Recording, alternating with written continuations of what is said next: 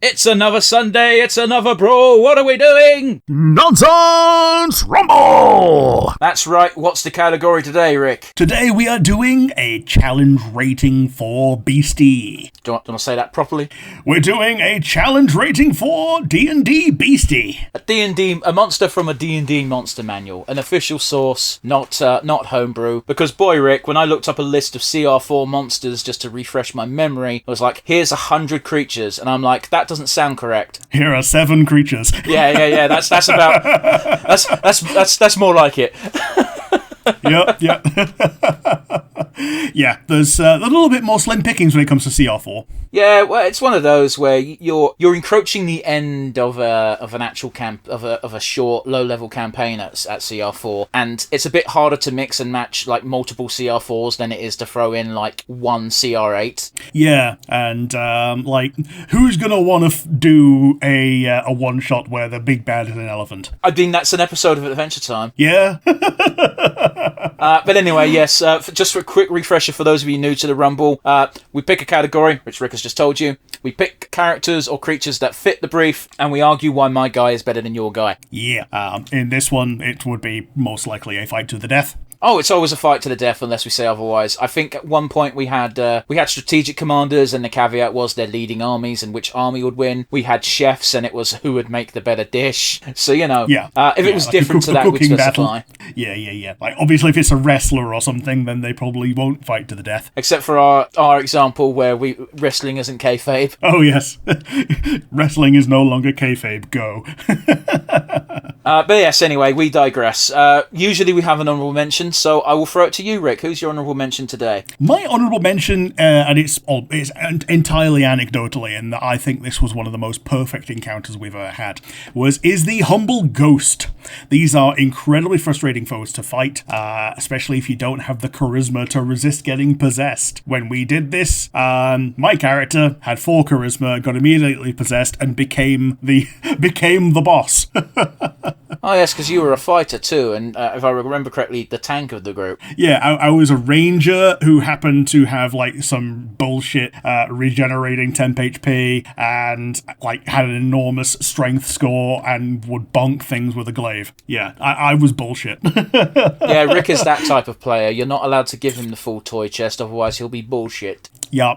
So, the party then immediately had to go on the back foot, and turns out the way that we got rid of it was by having the cleric use Turn Undead to exorcise me, which was great. But I think my actual pick would beat the Ghost. How about you? Do you have an honourable mention today? Yeah, my honourable mention goes to the Succubus, because flying speed is always nice. However, there's something in this bracket with a better flying speed, if that's what you're going for. And also, at the end of the day, a Succubus is weird in that it's mostly just a fucking beat stick. Yeah, true. I can't argue against that. However... Alright, what's your pick, Rick? Let's go. My pick is the Succubus. It counters pretty much the entire list, in my opinion. Not least because it can just choose to go into the ethereal plane. It doesn't counter my pick, because I picked my pick based on 2 things. One, I instantly eliminated the dragon in this CR tier, because that was really, really fucky in our CR1 tier and completely ruined the bracket. When we get to like CR10, I think we can let dragons be a thing again, because other things can negate flying speed, but at this thing, flying speed is key. And a dragon gets 120 feet instead of the fucking succubus is 40. Yeah, I picked a dragon once. Yeah. I don't need to automatically win again. So when I picked my pick, I was like mentally like, if Rick picks the dragon, he's winning. Boo-hoo, who cares? But yes, anyway, Succubus, you say? Yes. So the Succubus shares the stat block with Incubus, but Rick and I are both going to pick Succubuses because they're sexier. Yes, they are. Especially if you go by SMT logic. Oh, yes, definitely. Yeah, the Incubus in SMD is just an imp with a banana dick. It's not even it's not a dick, that's his tail. Oh, okay. Yeah, but they put it in a position that it looks like his dick. They knew what they were doing. Yeah, put it in the dick place, yeah. What have you picked? I have picked the Black Pudding. The Black Pudding? Yeah, so this thing... I didn't even know this had a flying speed. It doesn't have a flying speed, but every time you hit it, you're taking acid damage. Okay. Because a Succubus, correct me if I'm wrong, only has a melee attack. It also has the kiss. Don't think that's going to work on the pudding.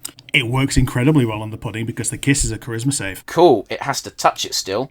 Yeah, but I think you do more damage by the kiss than you take in retaliatory damage. Perhaps, but here's the other caveat, Rick. The black pudding has an AC of 7. It's incredibly easy to hit, and to make up for this, it's got a fuck-off bloated health pool. Yeah, fair enough. Okay, let's take a peek then. Black pudding and succubus and incubus. So the succubus was my honorary mention because if anything's got a chance of beating the black pudding out of this stat block while eliminating the dragon, it will probably be a succubus, but I still think the black pudding clutches it. Yeah. Anything that touches or hits it gets D8 acid damage. And that's also negating the fact that if it hits it with its regular attack, it does do a lot of damage via that as well. Yeah, the regular attack is 4d8 acids. Sorry, it's d6 plus 3 plus 4d8. Okay, yeah, that's a decent amount. So plus 5 to hit versus 15 AC. So you need, okay, so it's a 50-50 pretty much. But bear in mind, every time you're hitting the black pudding, you're taking the d8. Yeah, you're taking d8, yeah. So the draining kiss the creature. DC 15 con save. Ooh, con save. Con save is plus 3. I was going to say, I think that's the only plus save that the black pudding gets. Yeah, so your con save is plus 3, and DC 15. So you're failing the draining kiss more than half the time, and the draining kiss is 5d10 plus 5. Okay. This also reduces your hit point maximum by the amount that it does. That's not relevant in this battle. Yeah. Sorry, I'm getting the stat block back up again for black. Do you know what the problem is with typing in black pudding into Google without typing 5e? Oh yeah, because it's a thing. It's a sausage. It's not a sausage, but it is in the sausage section. Yeah, it's sausage shaped. Yeah, what damage is the kiss? Psychic. Ooh, yeah, okay. Nothing's really resistant to psychic at this level. What's its claw type damage? The claw is slashing. So there you got that mechanic in play. Yeah. So it doesn't. If it slashes, it splits. The pudding has half the health. So I guess you could just slash the pudding in half multiple times, deal with individual half puddings. And that also kind of negates the health reduction maximum. Yeah, because creating more puddings is difficult because you don't want to do that. You just want to kiss multiple times. Kiss the pudding over and over again. Because you don't want multiple puddings, because the multiple puddings can hit you with a pseudopod for D6 plus 48 plus 3. The succubus is not resistant to acid, is it? Yeah, resistance to cold, fire, lightning, poison, bludgeoning, piercing, and slashing. Yeah, it's resistant to the bludgeoning from the pseudopod, but that's like nothing compared to the acid. Yeah, that's not its main damage dealer. So I remember correctly, the succubus's HP is like 30 odd, maybe 40 on average. 66. 66. 12 okay, D8. so it's not a massive discrepancy in the health. The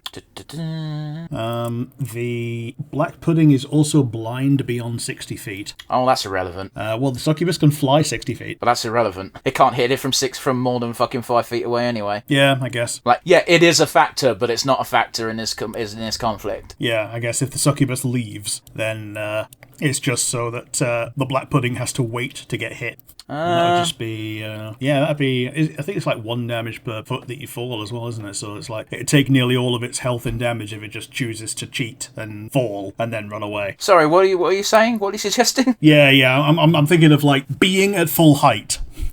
Stopping flying and falling, and then using the movement to leave to get to full. Oh yeah, it doesn't even matter. It doesn't even matter. You can get beyond the black pudding's vision range because it can it can only attack at 5 feet anyway. Which is what I said at the beginning of this tirade. Yeah. Oh well. It is only 5 feet. It's got a 5 foot reach on its pseudopod and 5 feet reach on its corrosive form. Yeah.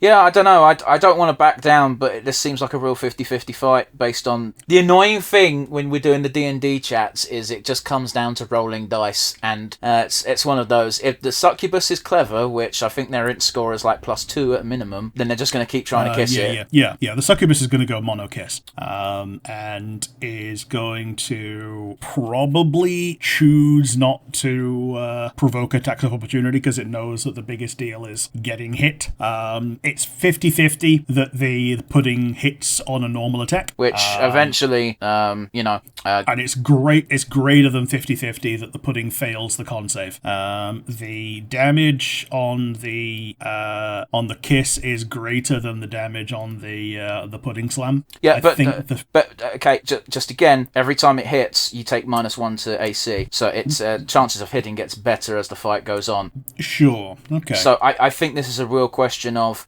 I'm not doing this just to be biased, I promise. I think, realistically, we have to call this one as a draw, because if the fight lasts less than 2 rounds, and with the caveat of the succubus getting lucky with its kiss, the succubus wins. The longer the fight lasts, the more likely the black pudding wins. Now, I know you say it's a greater than a 50-50 chance that the black pudding fails its save, but it's still swinging during the same time. Yeah, all it needs to do is let's just say it passes 1 out of 3 saves. That makes it a 50-50 chance of hitting, goes up to 75% chance of hitting. Do we need to do some Steiner math?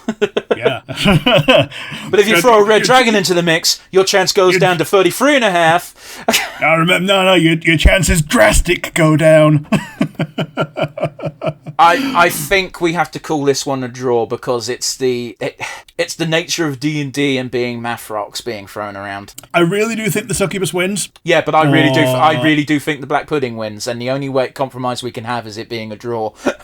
Yeah. Which, again, is something we try not to bring out too much, but when we're both being pig-headed of... Yeah, we try not to draw.